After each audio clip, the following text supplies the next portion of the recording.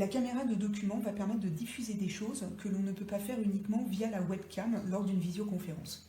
L'installation est simple, vous branchez votre caméra de document sur le port USB, vous téléchargez le logiciel qui s'appelle Documate et vous n'avez plus qu'à diffuser. Alors, nous avons une lumière intégrée qui n'est pas d'une grande violence, mais bon, qui éclaire quand même un petit peu. Et l'intérêt va être par exemple de pouvoir montrer des documents, de travailler dessus. Alors là, nous sommes sur le petit mode d'emploi et via le logiciel, je vais pouvoir venir agrandir. Et vous voyez qu'on a quand même une très très bonne résolution. Disons que par exemple la surface brille un peu. Nous avons cette petite feuille que je montre à la caméra ici, qui va permettre d'éviter la brillance. Alors c'est vraiment très très petit, ça va vous servir juste de test parce que c'est de la taille du fascicule, mais donc si ça vous convient, vous pouvez après en acheter une d'un plus grand format. L'avantage va donc de pouvoir diffuser des actions manuelles, comme par exemple le démontage d'un téléphone ou d'un appareil. Et si votre auditoire de l'autre côté de la caméra dit ça serait bien que l'image soit inversée, alors ce qui n'est pas facile pour vous, vous pouvez tout simplement, alors soit par le logiciel, soit par la caméra, faire pivoter l'image de manière à ce que vous puissiez répondre à la demande de vos interlocuteurs.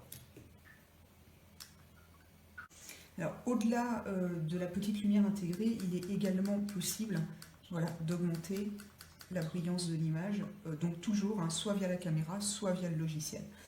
Autre point important, le logiciel va vous permettre effectivement de dessiner. Donc imaginons que vous souhaitiez dessiner quelque chose de temporaire, juste pour bien insister sur une partie de votre démonstration. Alors vous pouvez choisir la couleur des flèches. Vous faites différentes choses qui sont importantes dans votre démonstration. Et vous allez pouvoir en fait enregistrer, donc prendre une photo, et vous voyez là, l'exportation a été faite automatiquement de vos annotations, ces annotations, vous allez pouvoir soit les faire disparaître en utilisant la gomme, soit tout simplement en disant tout effacer. Possibilité également d'utiliser un tableau noir ou tableau blanc, et puis là donc vous venez tout simplement écrire ce dont vous avez besoin, et vous pouvez switcher à tout moment sur votre live. Et également différentes fonctions qui sont quand même assez natives dans ce type de logiciel.